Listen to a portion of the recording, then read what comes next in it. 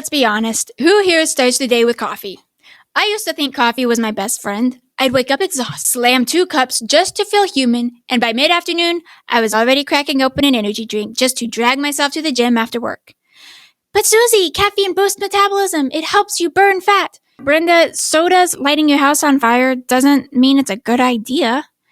Hey y'all, welcome back to Doozy Talks with Susie, where we keep it real about fitness, nutrition, mindset, and how to live in sync with your body and your purpose. If you're new here, hit that subscribe button because today we're talking about why coffee might actually be stalling your weight loss. When I first started my 80-pound weight loss journey, my life was insane.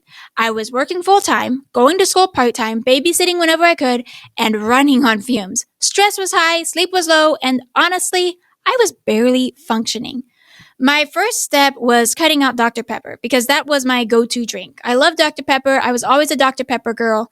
But then I found out that the diet version was actually worse for me. So what did I do? I switched to energy drinks because I still needed the energy. One of my friends got me started on them and they were advertised as being great for workouts. And at first it worked. I get off work, slam one, and power through my gym session without actually feeling like a zombie. And listen, when you've spent your whole day chasing kids, pulling toddlers out of sinks, fishing toys out of toilets, and working alongside a Brenda who'd rather talk about her new pet than help manage 24 3-year-olds, trust me, that energy drink feels more than needed. The problem was, I wasn't eating enough. My energy output was through the roof, but my intake, around 1,200 calories a day, and it wasn't even solid nutrition. I was mostly plant-based, constantly bloated and in pain. I thought that small amount of food was actually plenty. So normal food was limited and my energy substitute became caffeine. Energy drinks, coffee, whatever I could get to feel halfway normal. But here's the truth. Low energy, N, plus high stress, plus high caffeine equals total disaster for your body. No wonder I was struggling. So here's why caffeine can secretly sabotage you. First, it's the stress hormones. Caffeine spikes cortisol. Cortisol tells your body, store fat, conserve energy. So while I thought my 3 coffees every day were helping, they were actually keeping me in fat storage mode. Number 2 was sleep wreckage, even if you don't feel it. Caffeine lingers. It messes with deep sleep and recovery. And when you don't get good sleep, your hunger hormones go crazy.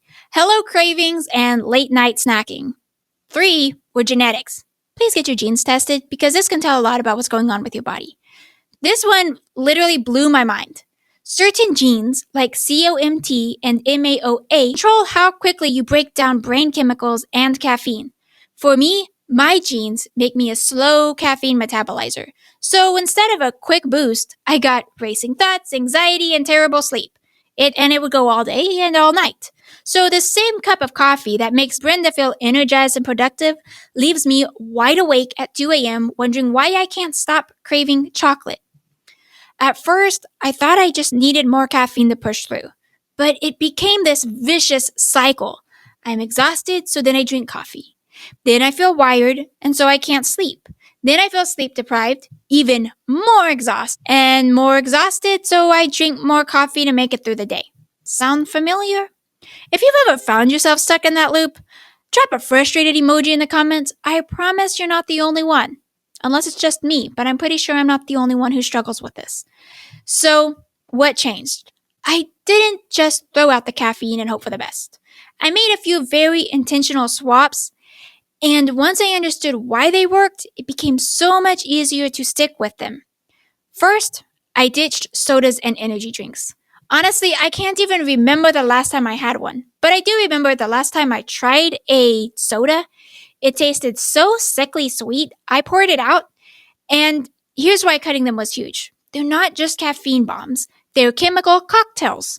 Most are loaded with artificial sweeteners, dyes, seed oils, even in drinks, that inflame the gut and confuse the hunger cues. So while I thought I was just getting energy, I was actually stressing my body out even more. I started drinking real water, lots of it, and added electrolytes. This was a game changer. Most fatigue isn't just a lack of caffeine, it's dehydration. Your body needs sodium, potassium, magnesium to make energy at the cellular level. Coffee is a diuretic, so all the caffeine was actually flushing those minerals out. No wonder I felt like a zombie.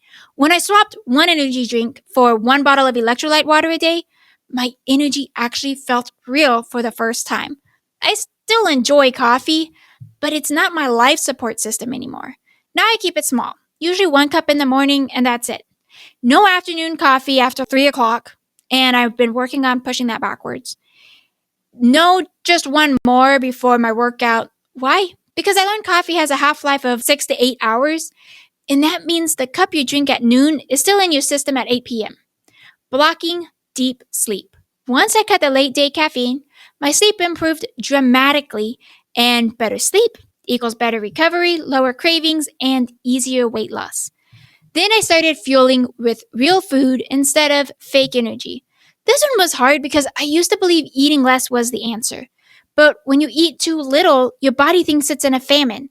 Pair that with caffeine, and you're asking your body to run on fumes. Once I gave myself permission to eat enough protein and healthy fats, my blood sugar stabilized, my mood leveled out, and I didn't need caffeine just to function. And here's the result of all those swaps. First, my sleep improved. No more tossing and turning all night and only getting about 3 hours of sleep through the night. My anxiety dropped because my nervous system wasn't overstimulated. My workouts got better. I had natural energy from food and hydration, not from a can. And the scale, it actually started moving again in the right direction because my body wasn't drowning in stress hormones anymore. So here's the truth. Coffee isn't evil. Some people thrive on it.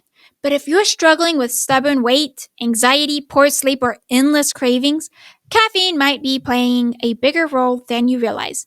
And if your genetics make you more sensitive like mine do, cutting back could be the missing piece you've been looking for.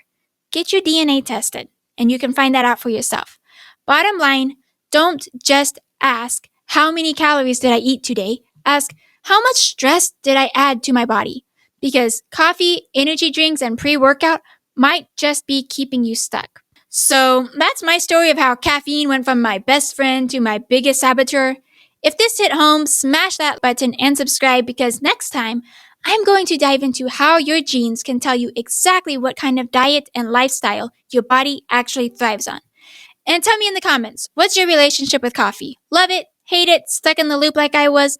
I want to hear your story. And I'll see you guys in the next video.